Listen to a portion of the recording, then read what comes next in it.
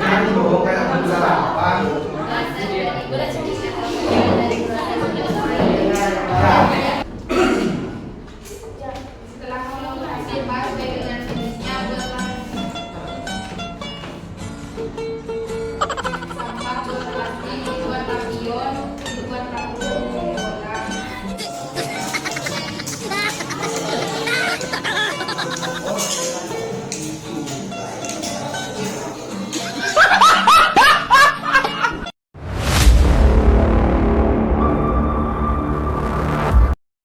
Assalamualaikum warahmatullahi wabarakatuh. Waalaikumsalam warahmatullahi wabarakatuh.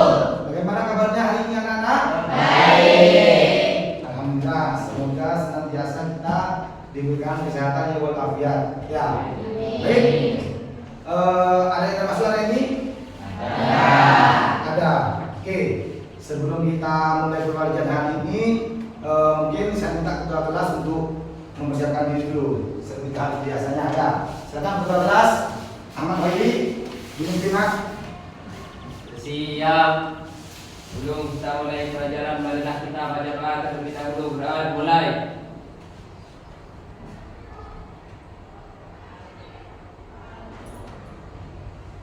Doa selesai. Kepada Bapak beri salam. Assalamualaikum warahmatullahi wabarakatuh. Waalaikumsalam warahmatullahi wabarakatuh. Abdul Holik masuk. Ahmad Fahrul Wasi sakit. Udah berapa hari anak-anak? 4 hari ya. Mungkin kalau sudah 5 hari atau seminggu nanti dijenguk ya. Kelas misalkan ya. Asi Satu Fitri. Diva. Fadilatus Salafia. Faisal. Ibnu Ashar. Ilham Ajid Rabbani. Lailatul Masrurah. Lailatul Muawana. Muhammad Khairi. Hadir.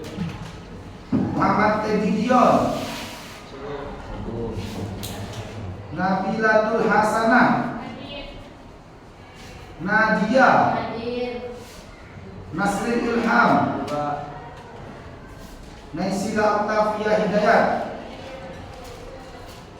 Nur Aziza.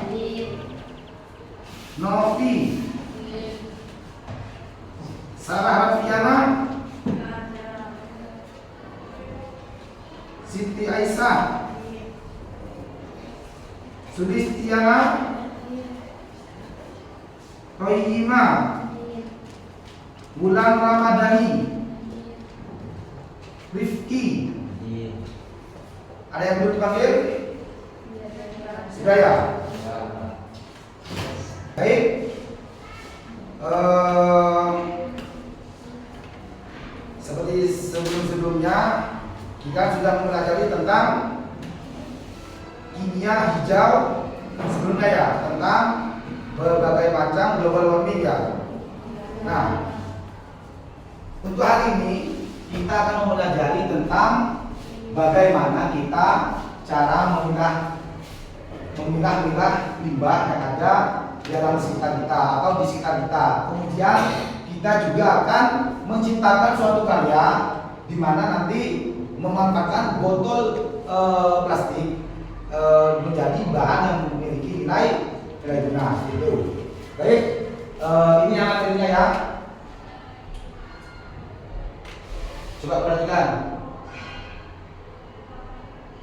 Nah, hari ini kita akan mempelajari tentang kimia hijau, lanjutan dari materi kemarin, ya, yaitu tentang pemilahan sampah organik dan anorganik serta pemanfaatan sampah menjadi barang yang memiliki nilai berguna. Itu ya. Baik.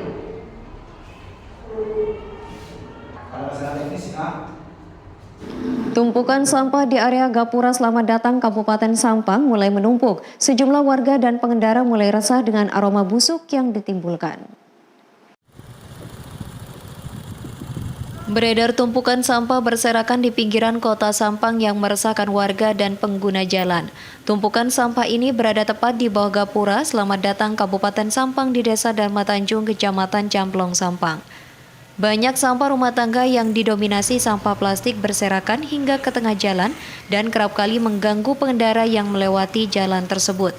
Warga pun mengeluhkan kondisi ini karena sampah rumah tangga tersebut mengeluarkan bau tidak sedap. Menurut pengendara sepeda motor Muhammad Juri mengatakan tumpukan sampah ini sudah lama dibiarkan. Seharusnya pemerintah memberikan tempat khusus untuk sampah agar tidak mengganggu pengendara dengan bau tidak enak. Mau kemana, Pak? Mau kemana?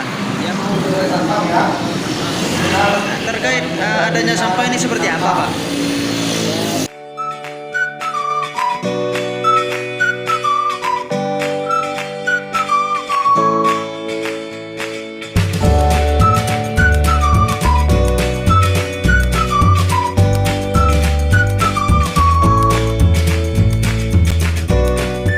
Di Sampang itu terjadi penumpukan sampah yang diliput oleh JTV ya, JTV Jawa Timur ya.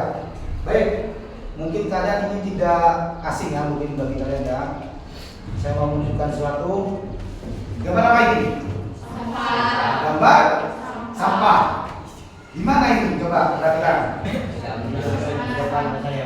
Pernah tahu ini? Di mana ini?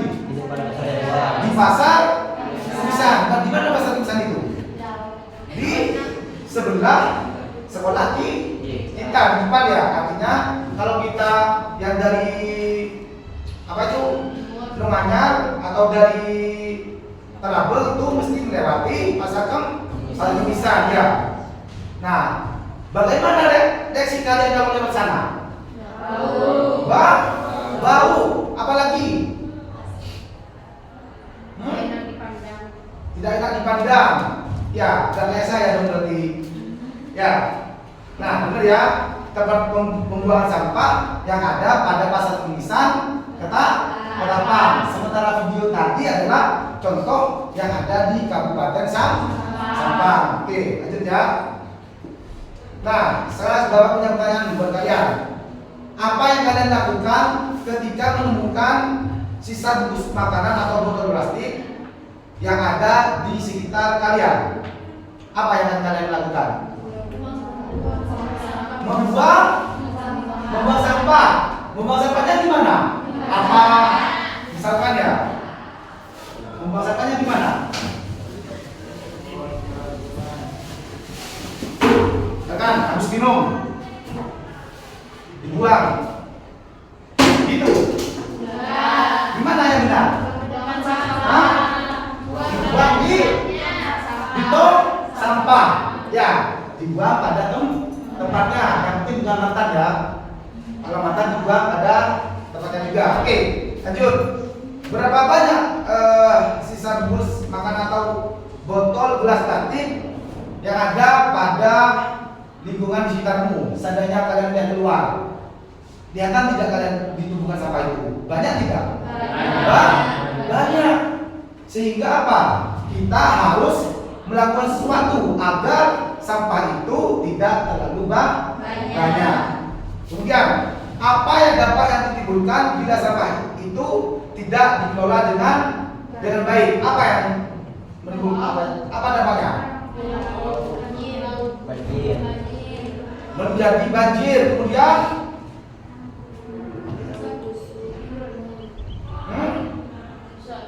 merusak lingkungan. Apalagi timbul bau. Benar ya?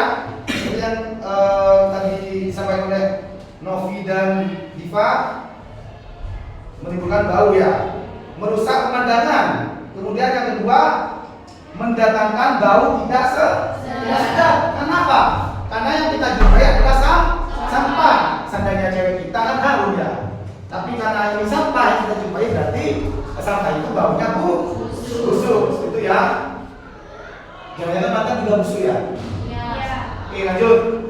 mendatangkan penyakit apabila mencemari lingkungan. Misalnya bulan Maulid Nabi, sediakan kemarin banyak sisa-sisa makanan seperti halnya potongan-potongan sayur, kemudian kulit-kulit buah gitu ya, dan ditaruh di tempat sampah itu akan menyebabkan penyakit disampaikan oleh lalat, kemudian lalat itu menyebar ke semua tempat dan menyebar ke makanan kalian, kemudian kalian makan itu yang bikin sakit perut ya. Oke, ini ya gambarnya sampah yang ada di pasar besar. Oke, mungkin ada video lagi yang saya tunjukkan dampak membuang sampah sembarangan. Halo adik-adikku, bertemu lagi dengan Kak Kania di sini. Bagaimana kabar kalian? Semoga selalu sehat, bahagia, dan semangat ya.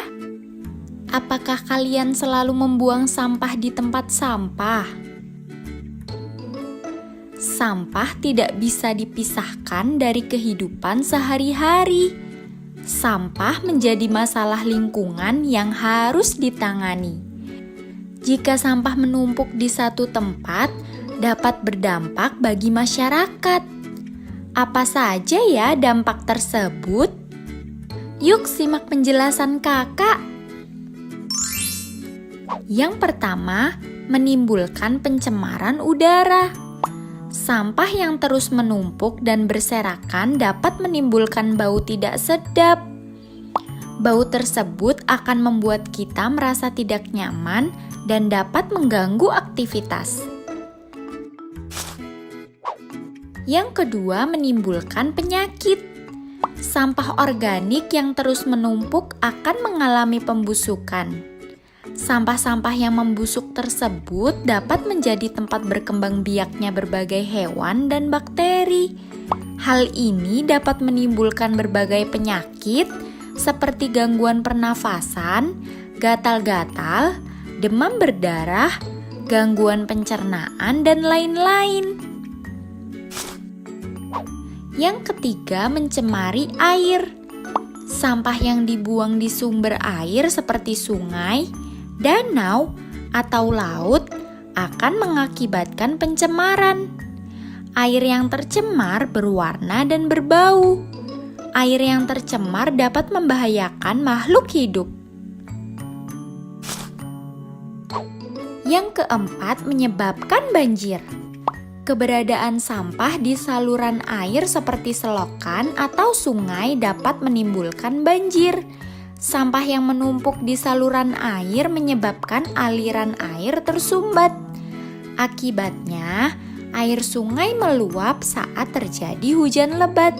Air sungai yang meluap menimbulkan banjir di lingkungan sekitarnya. Itulah akibat yang ditimbulkan jika sampah dibuang secara sembarangan. Yuk selalu jaga lingkungan dengan membuang sampah di tempat sampah. Sekian dulu ya video pembelajaran kali ini. Kita akan bertemu lagi pada video pembelajaran yang lain. Dadah! Udah ya, berarti benar ya apa yang disampaikan teman-teman kalian, bahwasanya ada banyak macam dampaknya bagi kehidupan dan lingkungan sekitar. Untuk itu, maka kita harus melakukan sesuatu agar sampah itu tidak beranak pinak, tidak semakin banyak. Apa yang kita lakukan? Tentunya ada di sini ada video juga. Apa yang kita lakukan untuk mencegah sampah agar tidak terlalu banyak?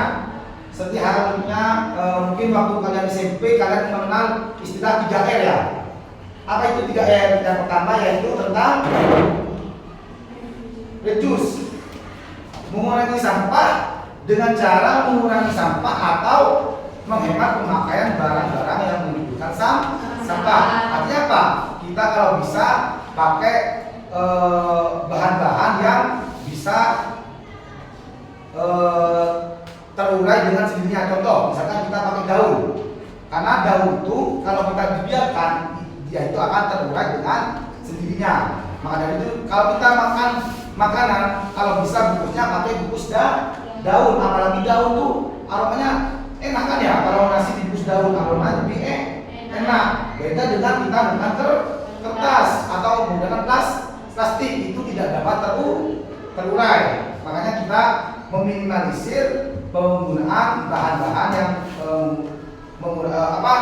menyebabkan bahan-bahannya tidak terurai. Kemudian yang kedua yaitu reuse, pemanfaatan ulang. Jika bahan-bahan itu bisa dimanfaatkan ulang, alangkah lebih baiknya kita manfaatkan ulang. Seperti halnya yang akan kita lakukan nanti, kita akan mengelola atau mereuse dan merecycle bahan-bahan yang ada, sampah yang ada di luar sana, kemudian kita kelola menjadi bahan yang memiliki nilai guna, gitu ya. Kemudian yang ketiga yaitu recycle, mendaur ulang sampah, yaitu kita mendaur ulang sampah itu agar mengurangi sampah-sampah yang sudah bertumbuh di mana-mana, gitu ya. Oke, karena saat ini sebenarnya videonya saya tunjukkan dulu gimana caranya sebelum melakukan reuse dan recycle ya. Kita melakukan pemilahan dulu.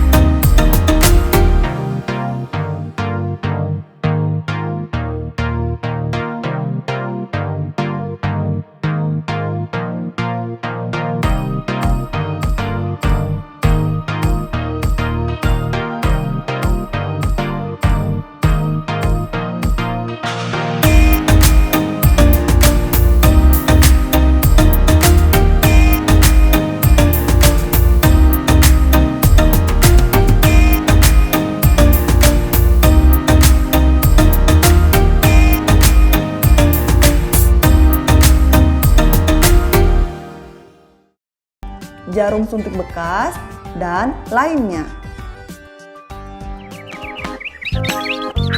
Halo teman-teman, mari kita berkenalan dengan seorang anak yang bernama Sunny.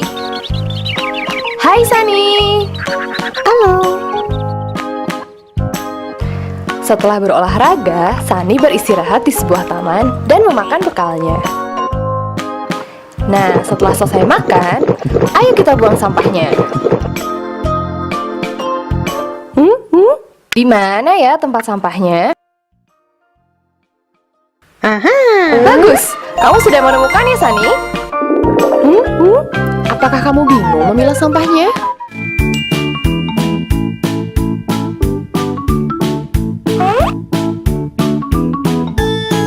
Bagus sekali, Sunny. Yeay! Setelah melihat video tadi, kita jadi dapat memilah sampah.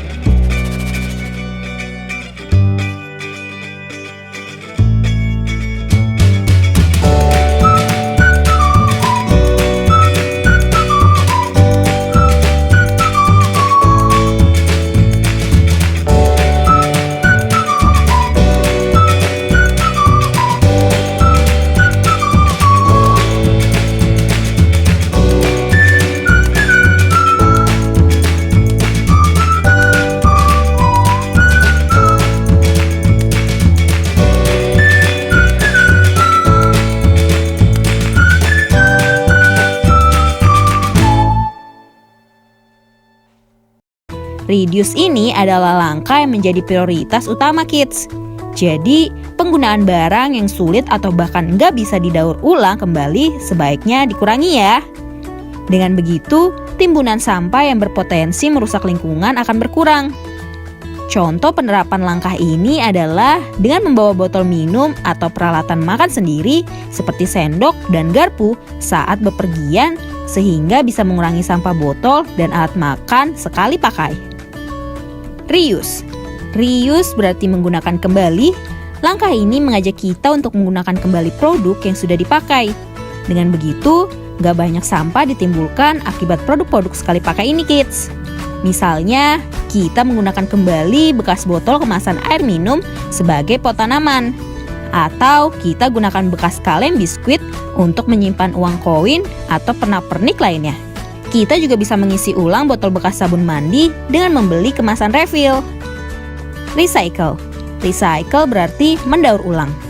Langkah ini bisa disebut sebagai langkah memberikan kesempatan kedua untuk berbagai produk bekas agar bisa menjadi produk baru. Dengan demikian, produk baru dari hasil daur ulang tersebut bisa dimanfaatkan kembali dan gak hanya menjadi tumpukan sampah yang mencemari lingkungan kids. Produk yang didaur ulang biasanya adalah limbah dengan bahan yang gak bisa langsung digunakan lagi. Contohnya adalah mendaur ulang plastik bekas kemasan makanan atau minuman. Biasanya kemasan makanan atau minuman didesain hanya untuk sekali pakai, makanya gak mungkin dimanfaatkan kembali dengan fungsi yang sama. Makanya produk bekas tersebut harus didaur ulang kembali menjadi produk baru, misalnya menjadi pot tanaman. Nah, sekarang kamu sudah tahu kan apa itu reduce, reuse, dan recycle atau 3R. Langkah mana yang selama ini sudah kamu lakukan, kids? Oke, sekian informasi yang dapat disampaikan. Jadi, seperti yang kita sudah ditayangkan pada video, kita akan melakukan itu ya.